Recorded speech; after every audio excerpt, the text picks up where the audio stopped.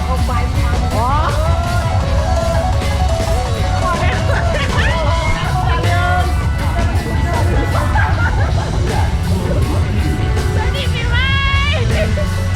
สวัสดีทุกคนเนาะนั่นเท่ากับที่ทางนี้รถไฟแล้วเนาะรถไฟจะออกเดินทางในเวลา 8:40 วันนี้อากาศวันที่15ก็ไปเจอกันอยู่ที่วังเวียงอาจจะไปเบิ่งบรรยากาศกันว่ามันจะเป็นแบบใดหากกันยังบ่เคยเป็นลิงจักแค่น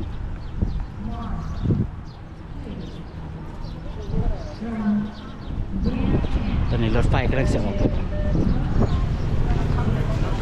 มันมีคนเดินทางไปหลายใช่ไหมคือเที่ยวแต่ละเที่ยวที่เต็มมันเลย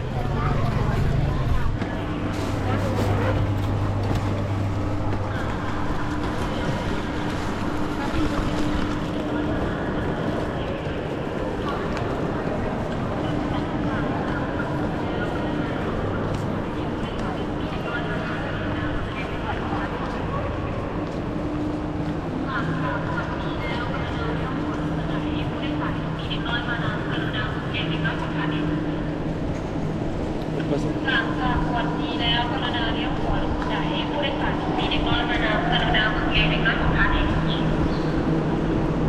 หลังจากวันนี้แล้วกรุณาเลี้ยวขวาลงไหนรถมันจะออก 8:40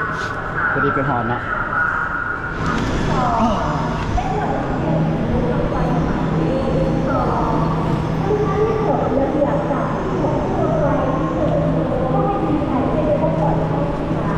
ตู้เบอร์1กับ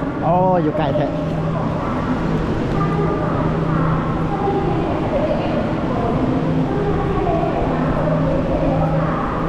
งานกันเมื่อยไปวันนี้บรรยากาศโคตรดีเลยท้องฟ้าแจ่มใสดีเนาะ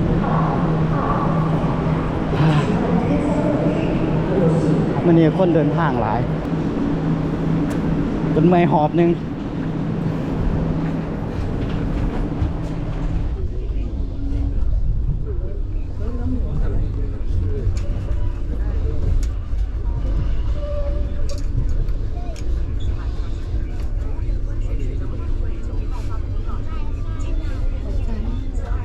พอดี10 โมงเป๊ะๆโอเคมาหอดบางเวียงแล้วมาต้นสวยกันยังมูว่าสิไปใส่ต่อเอาไปสิเขาไปเซ็กเบิ่งที่พักเลยเนาะบางเวียงบรรยากาศดีแท้มื้อนี้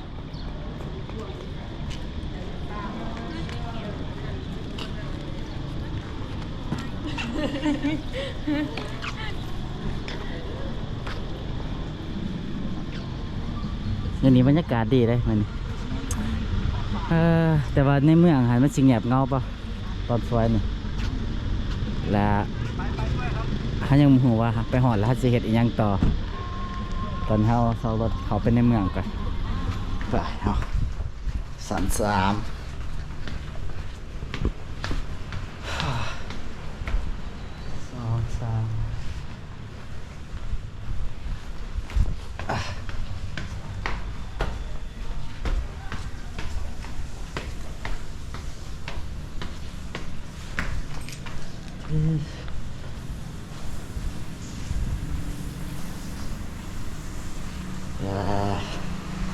ห้อง2 เซนเลยห้องนี้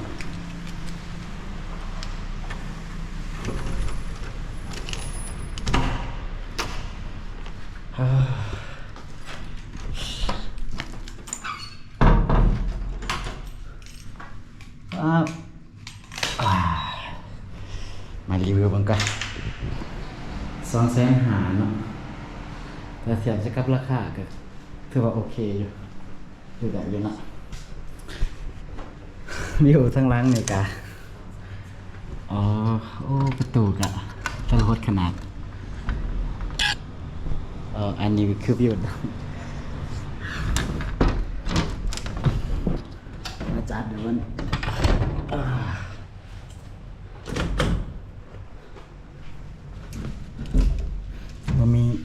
จะบ่มีตัวเย็นให้เนาะโอเค อันนี้เดี๋ยวจะพักผ่อนจักหน่อยเลยกันจะจังออกไปย่างหลินเนาะเริ่มช่วยไปสิไปเส้นนี้อันนี้บรรยากาศตอนบ่ายเนาะอุณหภูมิตอนนี้คือ30องศาแต่เด็กโคตรจัดเลยตอนสวยสิเขาก็ยังไม่ท่านได้ตั้งอันนั้นนะตั้งด่านจะว่าจะหลินนำเท่านั้นอันนี้ก็เป็นเรื่องแรกเลยตอนนี้ครับกำลังอยู่เทิงที่พัก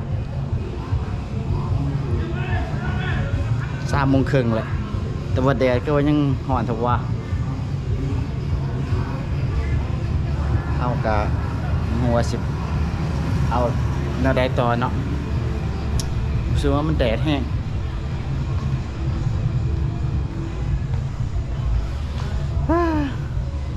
มันยังหอนโคตรหอนเลย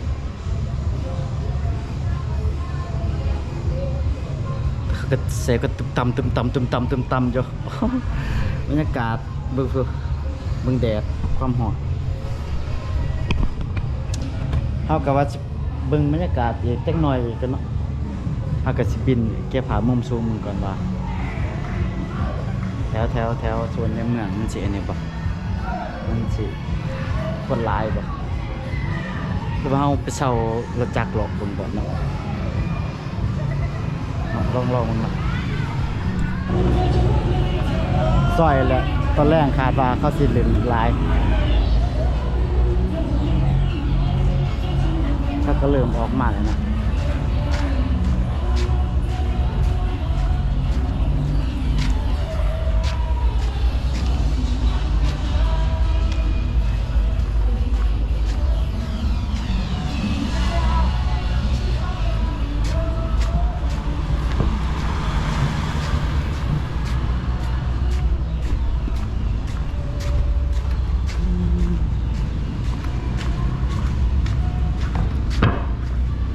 4 โมงคนยังเงียบๆอยู่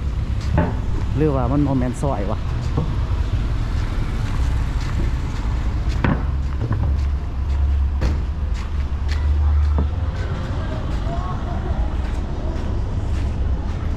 นี่เราได้ซอยวะ รถว่ะติดเลย ปิดเลยวะ แม่น เคยว่ายังไงซอยอยู่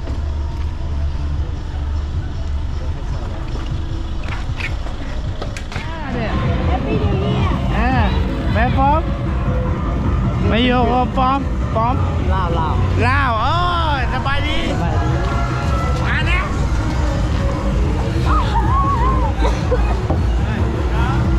เดี๋ยวจังหน่อยจะออกไปย่างเลาะเติมอีกอันนั้นป้ายแดดมันบดลงอีกก่อนย่างไปเมื่อกี้นี่แล้วจะเอากระเป๋าอันนี้โดนเนี่ยไปไหวก่อนบริษัทแล้วมันสิเปียกแล้วเขาจะไปซื้ออาวุธติดตัวไปเนาะบริษัทแล้วเขาจะเสียเปรียบให้เขาก็ต้องไปซื้ออาวุธไปยิงเขาก่อนเดี๋ยวเอาโดมไปไว้หลังจากที่ไปสอบซื้อตอนเขาบินโดรนขึ้นเมื่อกี้นะผ่ามุมสูงคนก็ยังโบหลายจ้ะแล้วว่าเขายังบ่ทันมากว่ะคนจากบ้านเดี๋ยวเราจะพาไปเบิ่งผู้สาวเนาะอาวุธเนี่ยเขาก็ซื้อครบเลยมีทั้งแป้งมีทั้งอันนี้พร้อมเดี๋ยวเราสิไปเบิ่งบรรยากาศสิไปย่างเลาะเบิ่งว่ามันเซ่นี่บ่บอกเลยว่าผู้สาวได้ปาแป้งมาเฮากับยองขึ้นแล้วแหละเฮาก็สิย่างเลาะไปเรื่อยๆเนาะส่วนแรกๆก็จะมีแขกพวกต่างประเทศเขาย่างเลาะหลายเด้อแต่ว่าช่วงค่ำมานี่คือว่ามันจะเป็นมิดว่ะ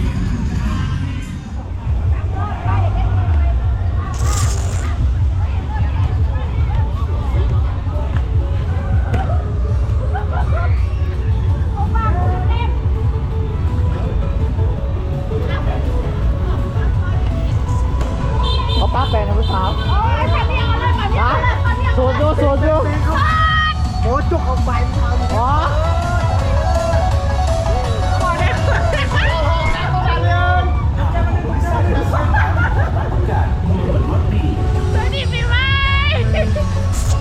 เอาหนับเบอร์แล้ว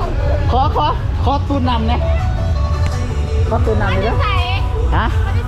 มาเตเวียง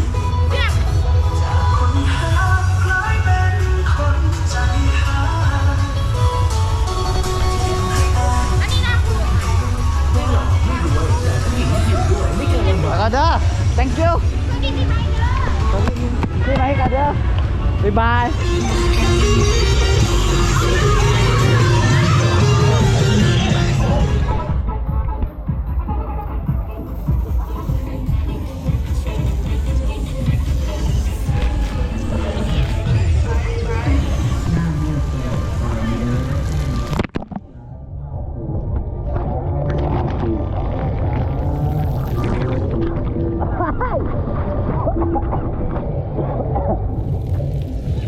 thank you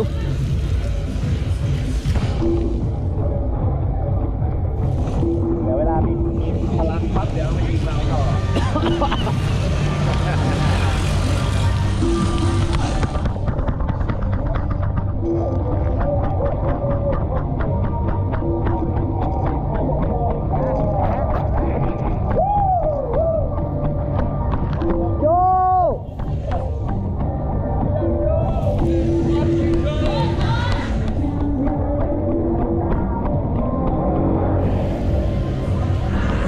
เอากาสิไปสอบค้าแนวกินก่อนการเล่นอยู่วังเวียงก็คือจะจบแต่ซ้ำนี่แหละเพราะว่ามันบ่มีอิหยังหลายเนาะมันก็มืดแหละซอยๆนี่คิดว่ามันสิอันนั้นมวนแล้วก็คือคืนแล้วก็คนสิแน่นเสร็จแล้วเงียบเลย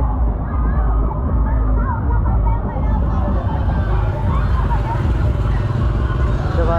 ซอยที่ไหนมันซอยเบื้องหนังแต่ว่าเบื้องนี้มันเงียบเลยซึ่งแตกต่างจากวันปกติเนี่ยซอยนี่เลย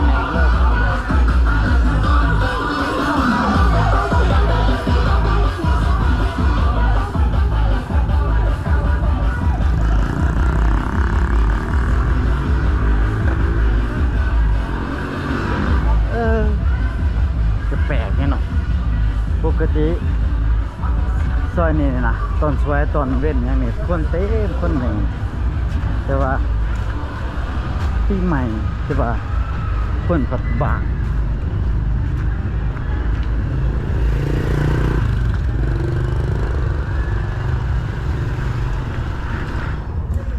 ปกตินี่คนมันต้องนานแน่นะแต่ว่าเรียกว่าเขาไปลิ้นคนอื่นว่ะมันคือว่าเงียบมันคือคืนแต่บอลเดียวบอลนอกฮะบอลที่เฮาไปย่างก็มีสวยนี่เว้นเจออย่างนี้ฮะเงียบปิ๊บเลยเด้วงเวียนเฮาก็น่าจะบ่มีอีหยังหลายเนาะเพราะว่ามันบ่คึกคืนคือคน5 กับ 7 โมงครึ่งคนอันน่ะเขาเจ้าหยุดเล่นหมดแหละมีแต่เฮาก็สิอาบน้ำแล้วก็ไปสอกแนวอยู่แนวกินป่ะเฮาสิไปเบิ่งแนวกินมาเฮาสิกินหยังเนาะแล้วก็มีแต่ว่าเอาไว้เจอกันมื้ออื่นอยู่ที่เมืองหลวงเนาะเฮาจะเดินทางในเวลา 10 โมงเพราะว่าวงเวียงนี่ก็น่าจะบ่มีอีหยังต่อแหละเพราะว่าคนเงียบเบิดแหละเดี๋ยวหาจิเจอกันมื้ออื่นเนาะสำหรับมื้อนี้ก็บ๊ายบาย